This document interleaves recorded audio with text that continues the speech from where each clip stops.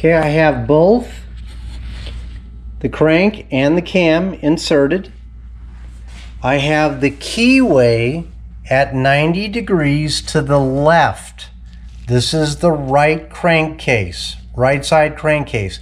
I have the camshaft facing 180 degrees down. This is critical that we get this right. This is critical that we get this. Because if you're one tooth off, your Corvair will not run that good. I'll guarantee it. It'll have issues. So this is a very, very important step. So I'm going to reposition this to where you can see a little bit more about what I'm talking about. Okay, now I have everything timed.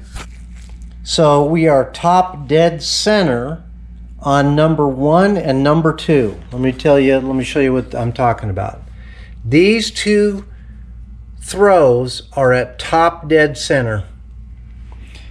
The keyway is all the way as far as you can get it to the left.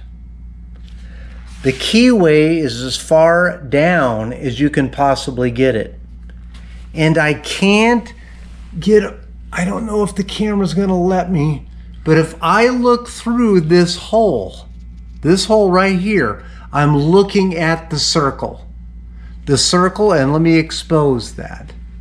I'm looking at that circle.